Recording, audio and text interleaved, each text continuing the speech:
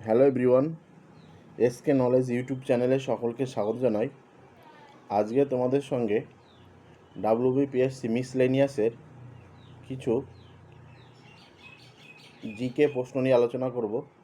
আজকে আমাদের মূল বিষয় হলো শিল্প, সংস্কৃতি, সাহিত্য ও ভাষা থেকে কিছু গুরুত্বপূর্ণ প্রশ্ন। তাই ভিডিওটি স্কিপ না করে প্রথম থেকে শেষ অবধি দেখে নাও, আশা করি অনেক তোমাদের উপকারে আসবে। প্রথমে দেখো, প্রথম প্রশ্ন, বীরবল কার ছদ্মনাম? রবীন্দ্রনাথ ঠাকুর, প্রমথ চৌধুরী, বঙ্কিমচন্দ্র চট্টোপাধ্যায়, মধুসূদন দত্ত। উত্তর হবে কি প্রমথ চৌধুরী।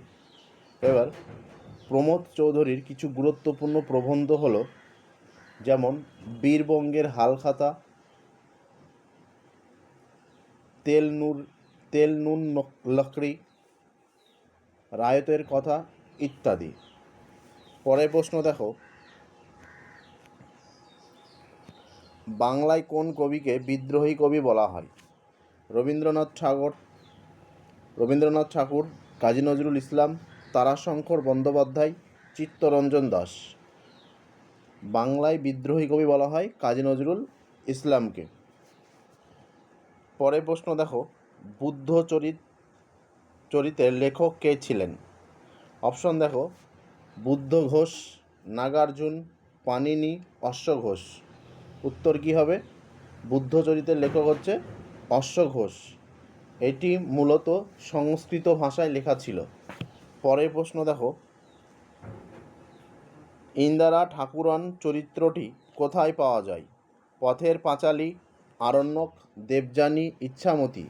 উত্তর হবে কি পথের পাঁচালীতে। পরের প্রশ্ন দেখো, অনিলা দেবী কার ছদ্মনাম? শরৎচন্দ্র চট্টোপাধ্যায়, শরৎচন্দ্র পণ্ডিত, রবীন্দ্রনাথ ঠাকুর, প্যারীচাঁদ মিত্র। উত্তর হবে কি শরৎচন্দ্র চট্টোপাধ্যায়। পরের প্রশ্ন দেখো,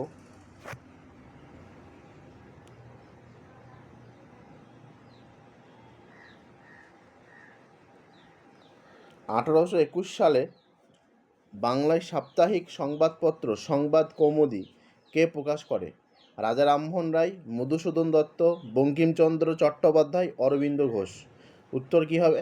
রাজা রামমোহন রায়। রাজা রামমোহন রায় 1821 সালে এই সাপ্তাহিক সংবাদপত্রটি প্রকাশ করেছিলেন। পরের প্রশ্ন দেখো, কোন রাজ্যে ওসাং উৎসব পালিত হয়? অপশান দেখো, নাগাল্যান্ড, আসাম, মণিপুর, ত্রিপুরা। উত্তর কী হবে? ওসাং উৎসব পালিত হয় মণিপুর। এই উৎসবটি মূলত 5 দিন ধরে চলে। এটি মণিপুরের একটি প্রধান উৎসব। তাহলে এটি 5 দিন ধরে চলে, এটা হচ্ছে মণিপুরের একটি প্রধান উৎসব। পরের প্রশ্ন দেখো, সবার উপরে মানুষ সত্য, তাহার উপরে নাই। এই মানবতাধর্মী বাণীটি কার? চণ্ডীদাস, মালাধার বসু, গোবিন্দ দাস, বৃন্দাবন দাস। উত্তর হবে কি চণ্ডীদাস। পরের প্রশ্ন দেখো, গুর্জর নামে একটি মেষ পালক সম্প্রদায় ভারতের কোন রাজ্যে বাস করে?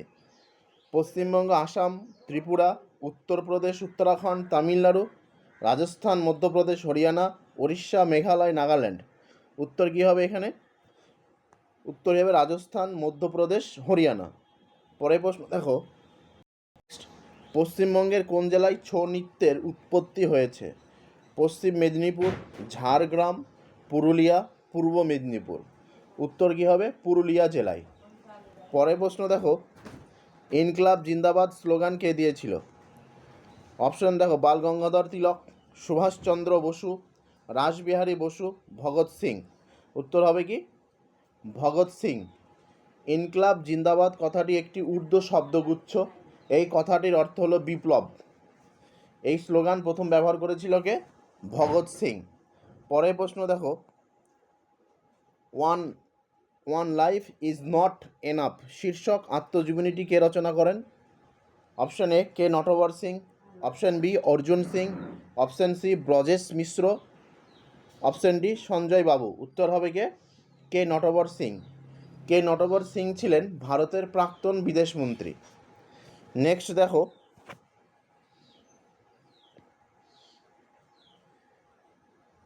চুয়ান্নতম জ্ঞানপীঠ পুরস্কার পেয়েছেন কোন সাহিত্যিক?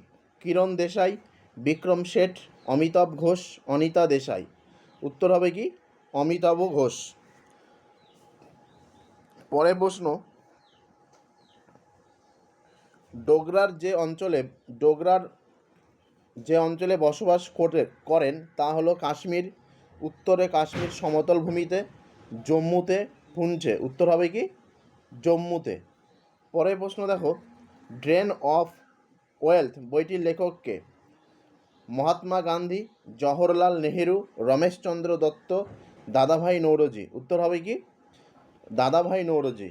এটি 1867 সালে দাদাভাই নৌরোজি এই তত্ত্বটি প্রকাশ করেছিল 1867 সালে। পরের প্রশ্ন দেখো, নিম্নলিখিত বইগুলির মধ্যে স্বামী বিবেকানন্দ রচিত বইটির নাম কি? অপশান এ কথামালা, বর্তমান Bharat, Kathamrita, nation in making. উত্তর হবে কি বর্তমান ভারত।